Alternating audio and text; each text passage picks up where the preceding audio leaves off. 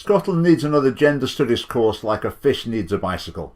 But we've got one in any case. Strathclyde University has now joined Stirling and lots of other Scottish universities offering some sort of gender studies qualification.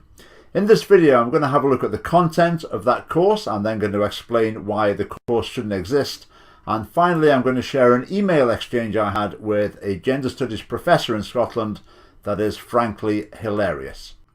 So here we go, the MSc in Applied Gender Studies. Let's see what it says about this.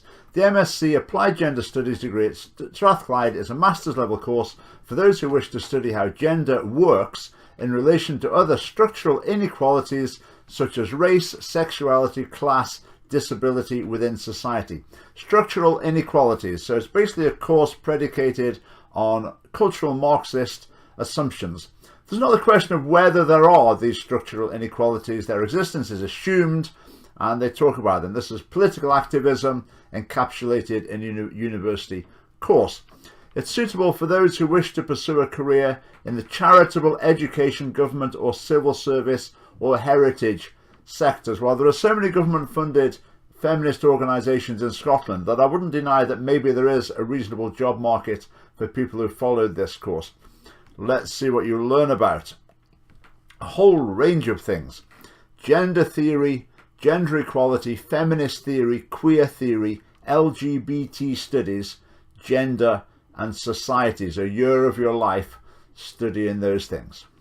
Global queers, travel writing and sexual politics.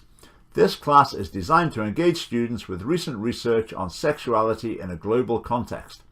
This continues to be a controversial topic, with key global institutions and organisations, from churches to the UN, being unable to forge an internal consensus about the protection and acceptance of LGBTQ lives. One might say that that sentence reveals a slight bias there. So there's a problem with churches, and the students are going to discuss this problem, the fact that churches are failing to toe the line and accept what they think is the proper view of human sexuality. Again, it's not education, this is indoctrination. Through looking at non-fiction writing, this class will introduce students to key issues in the field through the perspective of writers who travel across real and gender sexual borders and boundaries. I mean, what drivel. Right, what next? Transcultural fandom and British popular culture. British literature, culture and media have a major presence in international fandom, and the course will use two of Britain's best known cultural exports, Sherlock Holmes and Harry Potter, as case studies for intercultural communication and reworking by fans who are not native speakers. Fan studies, an emerging discipline, intersect significantly with gender studies, and the class will have a particular focus on young adult female fans and on sexuality and diversity in online fan communities. This is absolute rubbish. Right, the working man in modern Britain. Students will explore representations and lived experiences of men and masculinity in different occupations and work environments, and will be encouraged to think critically about cultural constructions of masculinity in political discourse and popular culture. Of course, gender is a social construct in this university department. That's the message that will be preached to the students, even though it's in total contradiction to scientific discoveries. Right, the last bit is about turning the indoctrinated into the indoctrinators. Diversity, gender and sexuality in education. In 2017, the Scottish Government confirmed its commitment to supporting diversity, particularly with respect to gender identities and sexual orientations in educational contexts. This module offers students, especially those working or planning to work in educational contexts, with an opportunity to better understand the implications of supporting initiatives that promote gender diversity and LGBTI inclusion from academic, policy and practice perspectives. So training people to promote this insidious message based on a dangerous ideology within schools. So I've got 6 reasons why this course shouldn't exist. Number 1, gender studies courses subtract from the sum total of human knowledge. They overrule scientific discoveries and replace them by an ideology. Number 2, These courses close minds, not open them. They crush debate rather than stimulating debate. That's not what university is supposed to be about. Number 3, they amount to training camps for political activism. That's not what university should be about. Reason number 4, training camps for political activism that I'm paying for. The taxpayer should not be funding political activism, and it's especially irksome when it's a view that you disagree with. Objection number 5, it produces graduates who will find it difficult to find employment. Okay, there's lots of feminist organisations in Scotland funded by the taxpayer. But imagine that someone applies for a job in your company with a degree in gender studies. Would you imagine at the end of the first year they say, yes, my job's great. It works out very well. Men and women get on very harmoniously here. Unlikely. These people have been trained to find prejudice and injustice in every office, in every workshop, in every element of every relationship within that business. It's highly likely there's trouble ahead. If I was an employer, I might be more inclined to play safe.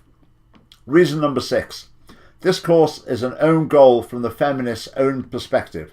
First of all, the gender balance on the course will be awful. It will be almost exclusively female, and they state one of their objectives is achieving a balance in different subject areas.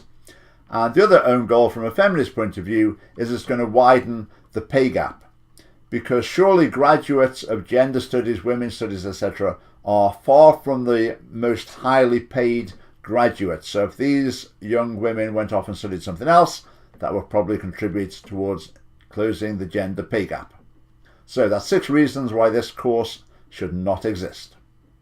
So to finish, I'm just going to tell you a little story and share an email or two. Now, a few years ago, I arranged a debate about feminism that I was going to take part in with Tasmina Ahmed Sheikh, Suzanne Evans, and I invited an academic from the University of Stirling's Gender Studies Department. So I got in touch with Professor Kirstein Rummery and said, would anyone from your department be interested in taking part in such a debate? And she replied, this is part of her original reply to my invitation. We would also say, as feminists, that we will not share a platform that has not at least 50-50 women. Right, so immediately demanding the composition of this debate. We will not engage in a debate that is not respectfully chaired and allows women equal voice. I don't know what she's expecting to happen there from a chairman. Anyway, and is inclusive of a wide range of women. For example, disabled women and women from ethnic minorities. Well, one of them would be the representative from the university that was neither of those things. So that would leave the other two. Again, ridiculous demands. As I'm sure you're aware, feminists can be the target of harassment and abuse in public debate. And we have a zero tolerance policy towards that, as does our university. See this sort of embattled, active victim mentality here. So the whole world's out to get them. Whereas in fact, the whole of Scotland is run by feminists. Unless she makes it sound like there's some persecuted minority cowering in fear. It's bizarre. So, Professor Karen Boyle had arranged to take part in the debate, and she emailed a few weeks before the debate, pulling out saying that she had problems getting childcare, just a very brief email. Now, that was quite frustrating, but I'm not complaining at all about Professor Karen Boyle. She pulled out. I don't know what other personal circumstances might be involved, but she pulled out, and that was a little frustrating. Karen Boyle didn't reply to some emails, so I went back to Kirstein Rummery, who I'd originally been in contact with, and I emailed her the following message. Dear Kirstein, you might remember my approach to your department asking whether any academic staff might be interested in taking part in our debate about feminism. You passed me on to Professor Karen Boyle. Karen agreed to participate as one of the 4 panellists, and we agreed to a date 9th of November. I attach a flyer for the event. We've now distributed over 1,000 flyers by post and publicised the event to many organisations electronically. In addition to publicity costs, we've also incurred expense for the venue, etc. I received a brief email from Karen last week stating that she would not now take part because she could not arrange childcare. Karen has not replied to my subsequent communications. I'm sure that Karen would usually honour her commitments and communicate, so I'm wondering whether Karen might be out of action currently. I hope all is well. While we would obviously be keen for Karen to take part as agreed, If this is not possible, we would still like a representative from your department, both because we want an academic feminist perspective represented and because we've billed the event as including such a voice. Thanks for your help, Richard. Right, how was that? What would the reply to that be? Let's hear what Professor Rummery has got to say, the Professor of Gender Studies. Are you aware that the tone of your email comes across as rather threatening? Well, no, I'm not aware. It wasn't remotely threatening. Which ironically is what feminists have been campaigning for years against. In other words, what you've been obsessing about in your academic career and you're just seen everywhere, even where it isn't. I think Professor Boyle has every right to withdraw from an event. I didn't say she hadn't. If her circumstances change, as anyone does.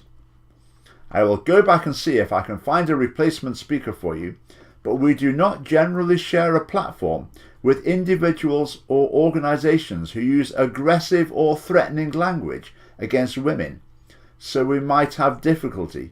Yours, Kirstein. Is that not just bizarre? What sort of mindset does that illustrate? A sort of combative, conjuring up injustice, aggression, prejudice, threats out of absolutely nothing. And this is the mindset that has been inculcated into generations of students through gender studies courses at our expense.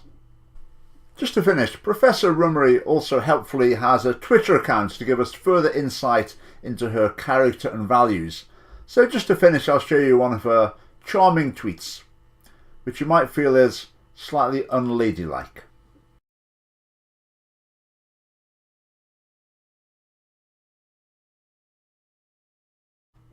So if you want to keep up to date with the issues that the other political parties in Scotland ignore, subscribe to our YouTube channel below.